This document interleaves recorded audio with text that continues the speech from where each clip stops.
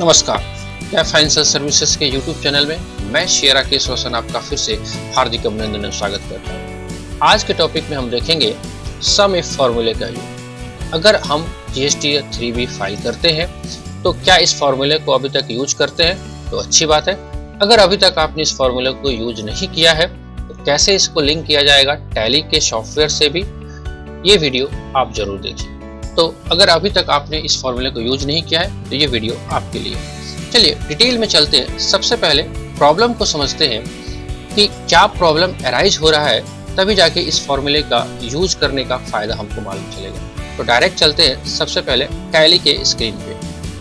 अगर हम ध्यान से देखें तो टैली सॉफ्टवेयर में जो हमारे पास GSTR 3B का जो डेटा जनरेट होता है, अगर उसमें हम टेबल नंबर 4 जहाँ पे एलिजिबल ITC की बात करता है वहां पे देखेंगे, अगर उसको थोड़ा सा अगर डिटेल में करने की कोशिश करें शिफ्ट एंटर के साथ तो आपको पता चलेगा कि टेबल नंबर 4A का जो कॉलम नंबर 5 है ऑल अदर ITC, यहाँ पे डाटा तो शो हो रहा है। लेकिन अगर इसको आप एंटर करके देखोगे तो इसके अंदर कुछ निगेटिव वैल्यू भी है, राइट। जो कि क्या शो कर रहा है, वो ये शो कर रहा है कि आपका जो डेबिट नोट है, जो आपके सप्लायर ने आपको क्रेडिट नोट किया था इशू, वो है। तो उसको कायदे से हमको रिवर्स करना है। यहीं पे प्रॉब्लम क्रिएट हो रहा है। टैली सॉफ्टवेयर में अभी तक ये अपडेट नहीं आया है राइट नाउ कि हमारे को सही डेटा को प्रॉपर वो टेबल में भेज सके।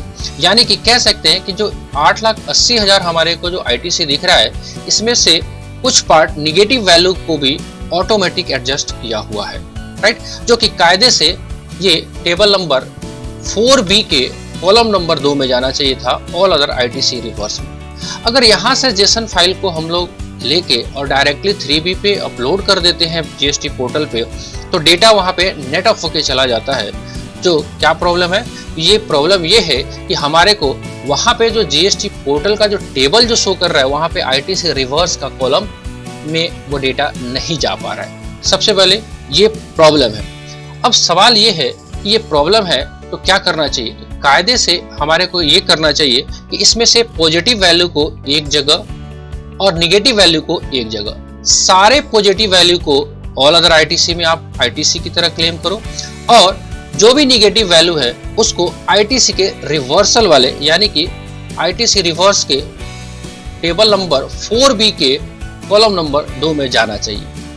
अब आपके पास डेटा छोटा है तो आप मैन्युअली कर सकते हैं, लेकिन जैसा कि हम लोग ये देख रहे हैं कि ये डेटा हमारे पास इतना हेवी है, अब इसमें से एक एक आइटम को आप प्लस करो माइनस करो तो हो सकता है काफी टाइम लगे और एरर के भी चांसेस हैं। तो क्यों ना हम एक्सेल का यूज करें और उसमें आज का जो टॉपिक है अपना सम इफ फॉर्मूला को यूज करके और इस डेटा को 8,80,000 में से पॉजिटिव वैल्यू को अलग और निगेटिव वैल्यू को अलग हम फाइंड आउट करें, ताकि हमारा GSTR 3B जो फाइल करने हम जा रहे हैं वहाँ पे जेसन तो अपलोड करें, उसके बाद मैनुअली जाके वो रिवर्सल वाले कॉलम में हम डाल सकें। तो इसके लिए सबसे पहले हमको क्या करना पड़ेगा, सबसे पहले इस डेटा को हमारे को एक्सेल में एक्सपोर्ट करना पड़ेगा। तो टैली में अपने आप ये बिल्ट सॉफ्टवेयर है, तो इसमें ऑप्शन आपको अवेलेबल है।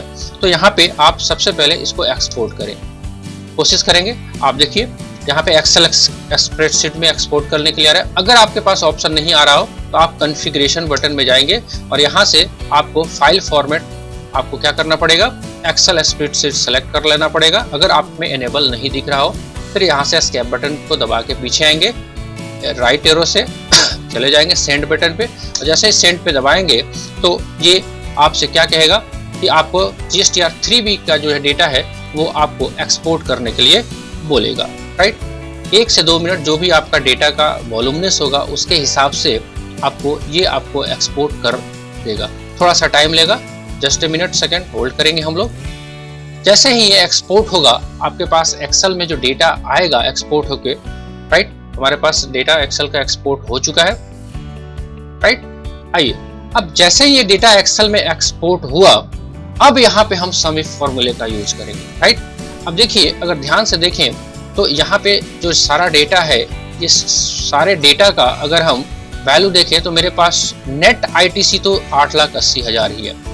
अब यहाँ पे हम थोड़ा सा इस फॉर्मूले को यूज करेंगे डिटेल्स में। चलिए, राइट, यहाँ पे हम एक बार वर्ड में लिख लेते हैं निगेटिव वैल्यू हमारे पास क्या है एंड पॉजिटिव वैल्यू क्या है, ताकि हमारे को चेकिंग भी हो सके। राइट, चलिए यहाँ पे लगाएंगे हम equal to SUM sum if. Right, bracket start. कहां से कहां को सम इफ करना है, तो टोटल डेटा आपका जितना भी CGST SGST वाला जो डेटा है या IGST वाला, सबको हम सम करना शुरू करेंगे। तो हमारा डेटा अपीयर हो रहा है कॉलम नंबर रो नंबर 9 से, तो यहां से सिंपली ड्रैग करके लेके आएंगे इसको हम सारे डेटा को और यहां तक कर ले। राइट, फिर पूछ रहा है क्या क्राइटेरिया देना चाहते हो आप, कोमा लगाएंगे। हमारे को सम चाहिए निगेटिव वैल्यू, यानी कि हमारे को कौन सा डेटा चाहिए, ऐसा डेटा चाहिए जो 1 से कम हो, तो लेस देन 0। राइट, तो इसके लिए हमको इन्वर्टेड कोमा में वैल्यू को डाउन करेंगे, less than 0 inverted comma close. Right, comma. अगर ये कंडीशंस हुआ तो कहां से कहां तक, तो फिर से आपको रेंज को सेलेक्ट करना पड़ेगा। कहां से कहां तक, स्टार्टिंग से आपको जहां से आपका डेटा अपीयर हो रहा है यहां से लेके यहां तक।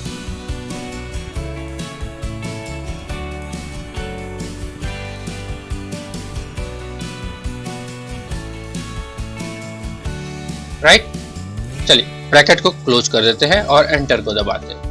अब देखिए अपने सामने आ चुका है डेटा कि 40,919 एंड 60 पैसे, ये आपका निगेटिव वैल्यू है इस पॉजिटिव, ये सारे के टोटल डेटा में। एक बार पॉजिटिव को भी देख लेते हैं। इसके लिए दो काम कर सकते हैं, आप फिर से फॉर्मूला लगा सकते हैं या इसी फॉर्मूला को Ctrl+C और Ctrl+V कर लेते हैं और कुछ मॉडिफिकेशन कर लेते हैं। राइट, F2 बटन दबाएंगे। राइट, अब क्या करना है, एक बार देखिए अगर कॉपी हमने किया है तो थोड़ा सा सेल नीचे शिफ्ट हो चुका है 1 पॉइंट, तो यहाँ से 10 वाले को हम 9 कर लेते हैं अपने डेटा में और यहाँ पे 113 कर लेते हैं। राइट, 13 तक है और यहाँ पे थोड़ा सा क्राइटेरिया चेंज कर देते हैं। अभी लेस देन था, अभी हम ग्रेटर देन साइन को हम लगा लेते हैं। राइट, यहाँ पे भी थोड़ा सा चेंज कर देते हैं, 10 को 9 एंड 14 को 13। राइट, एंटर कर लेते हैं। राइट, तो ये आपके पास अब डेटा देखोगे, अगर इसको टोटल करोगे आप, right, total this plus this. Right, देखिए डिफरेंसेस क्या आ रहा है आपके हिसाब से, इसको भी देख लेते हैं, equal to this minus this, differences खत्म है। राइट, यानी कि हमारे पास जो 8,80,095 रुपया जो नेट ITC था उसमें से हमने 2 पार्ट में किया। अब ये पोजीशन जो है वो टेबल 4 में जाएगा ITC वाले में और ये रिवर्सल वाले में। राइट, तब जाके आपका जो है GST का 3B राइटली कैलकुलेट होगा या फाइल्ड होगा। अगर ऐसा नहीं करते हैं तो एक और भी परेशानी हो सकती है।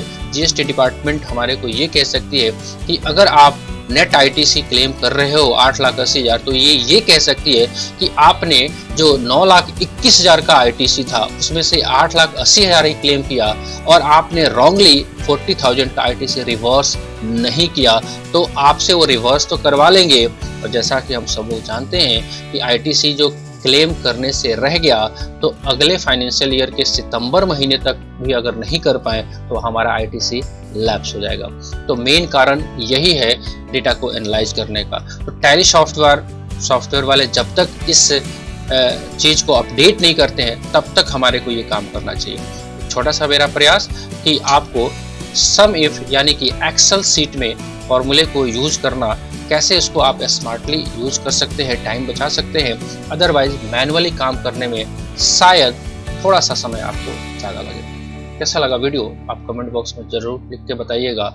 अभी तक आप इस चैनल पर नए हैं तो प्लीज़ सब्सक्राइब कर लीजिएगा ताकि कोई भी वीडियो नोटिफिकेशन जो इस तरह के है GST, इनकम टैक्स और एक्सेल टिप्स एंड ट्रिप्स से रिलेटेड जैसे ही वीडियो अपलोड हो तो सबसे पहले आपको प्राप्त हो।